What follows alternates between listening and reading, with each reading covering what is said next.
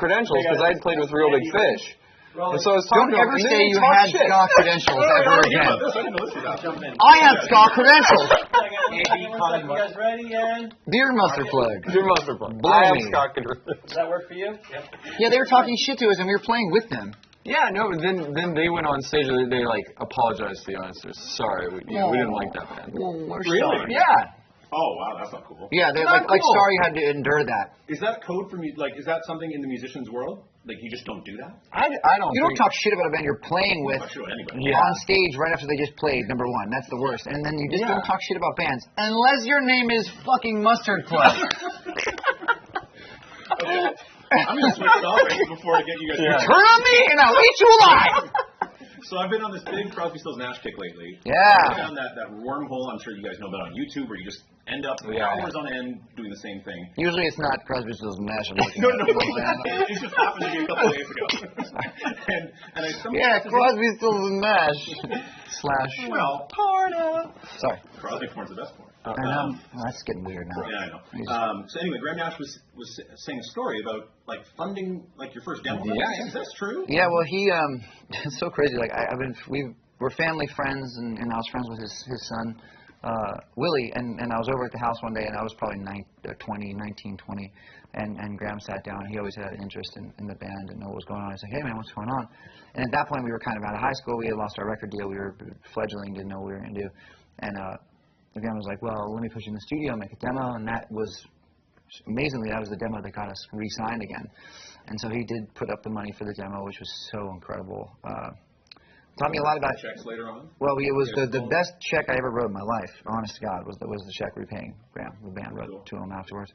Sent him a platinum record, which I know that he loves, and I mean that's cool. You got to be. I mean, it was so good. And Graham talks about it. It's such a. He talks about it really fondly. Where getting that platinum album was just like the coolest thing, and knowing that he played a part in it. Well, speaking of platinum albums, I have this feeling this new one's going to be doing the same. I'm sure you guys, fingers crossed, yeah. Hope so. It ain't no mustard plug, but It just started. I just heard a few of the I will songs. eat your children. Never talk shit about Maroon 5. I don't care. You got a really cool riff on the intro, like the slide, pull off, whatever that thing is. On the Maps. Maps. Yeah. Oh yeah. It's a single that everyone's gonna hear it. Yeah, it's a cool riff. I think it's very much Maroon 5. This song. I think it has a lot of the sort of hallmark Maroon 5 elements, like like minor key sort of. We invented the minor key. Because there's no other songs in minor keys except for Maroon 5. Like Bach, Beethoven, Gershwin, Mozart, Maroon 5. Yeah. I'm not sure that's the order, but like we're like in there somewhere. Second, maybe. Yeah. Okay. Like Maroon 5, Mozart. Maroon 5, Mozart, Beethoven, Van Morrison, Mustard Plug, Van Wilder, Mustard Plug. Mustard Plug. Minor chords. Can't forget Mustard Plug. Minor chords. What else? Hey, Mustard Plug. Sorry. Fuck you. There's the minor chords. There's like a little bit of the funk guitar. That's not so much on that song, so that just kills my whole point. Fuck you, Mustard Plug. I'm sorry. Allergies. And then I think Adam's vocals, because stylistically we're kind of all over the place on every record, but then Adam's vocals and his vocal performance sort of ties everything together. Absolutely. Speaking of vocal on that, like the way you drag out the knees, the E's and knees, and I need. I'm excited for people to hear that. I think it's a good record, man. I love that. I love that song. How did it come together? It's so funny because it was definitely one of those like tweaky ones where we had to keep tweaking it and changing it, and that's usually the ones that wind up being the strongest, or the ones that don't. I mean, sometimes they just come out of thin air and they're done, and all of a sudden they're finished. A couple of them, not many. We worked really hard on them, but yeah, we finally got that right just at the tail end, which was good, just in time. Like, you're still working on it.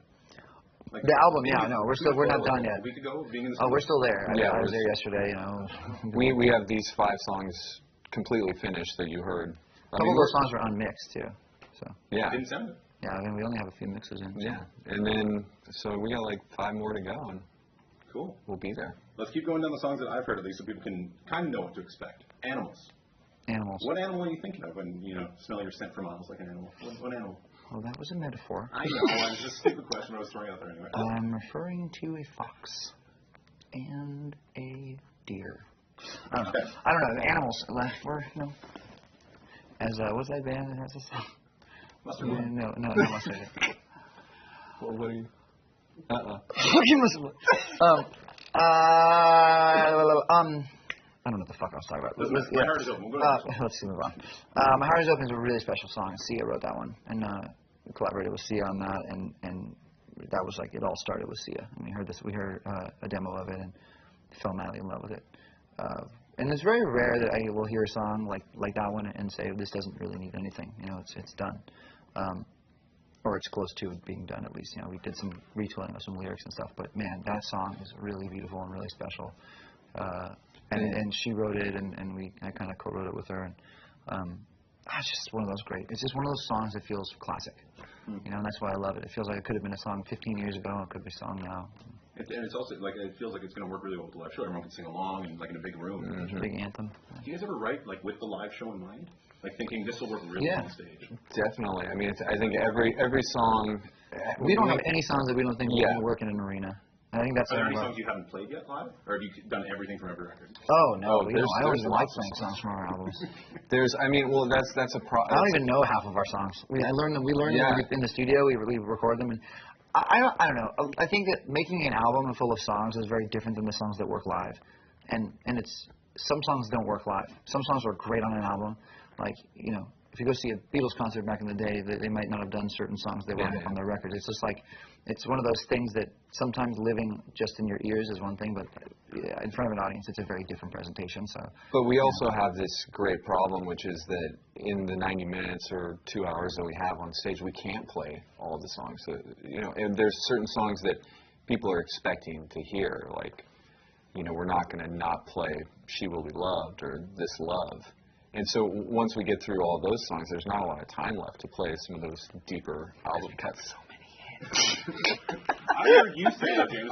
When you play those big hits, you almost go through like a zen-like trance because you played them so many times. That's called boredom. But also, it's very like spiritual and like very zen. Well, it is true. I mean, because we have played these songs so many times that you have to find new ways to connect to them, because it's really easy to get detached, because you can just play it completely on muscle memory if you want to, and I can be thinking about dinner afterwards or whatever, because we've done it so many times. So you have to find new ways in to stay inspired, because people can tell if you're not, really feeling it. Yeah. I like to, my best way to, the way that I've alleviated stage fright, I don't have that at all anymore. Like, I go up there and I'm totally even, and I don't ever get nervous. But the greatest thing ever, I've decided, is my key I go to when we get on stage, is I just pretend I'm Frank Sinatra. You know why? Frank didn't give a fuck. That was his vibe, right? So you just get a cocktail in one hand, and like sometimes you even have the cigarette and the cocktail in the same hand. Someone would hand him a mic and he'd be like, and he just starts singing, and I think that's the coolest thing in the entire. There's this really great tour of his where he came out and was honestly like he walked out there and all of a sudden there was a mic in his hand and he was singing.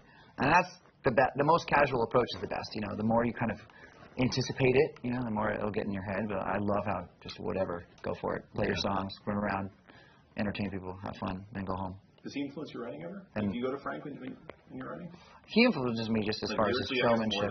His showmanship was just so he was just one of those guys that he just honestly was.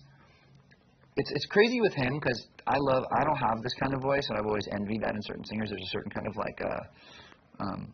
there's a violence to it, or there's an angstiness to it, where it's not so silky smooth and perfect. It's kind of rough and cool and confident. I love that about him.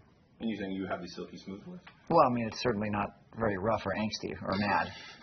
I only say that because I was listening to an interview that said his voice is very soothing. It helps people shop in grocery stores because the time gets played in grocery stores. That's true. Yeah. Oh. Whoa. Oh. No! The music gods did not like that comment. Must have like poison dart in there. Mark, take 2.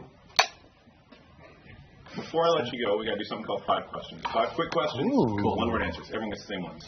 Cool. Road or studio? Ryland's answered these before. Neither. Ooh. Road or studio? Neither. You don't understand the game. Home. Road or studio? Studio, because I'm home. Studio.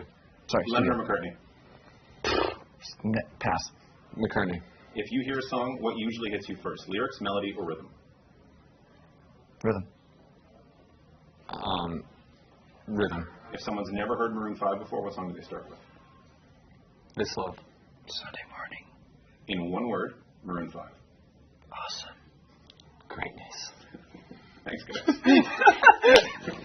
Nice and nice. Those arrogant fucks. We're not arrogant, we're cocky. There's a difference.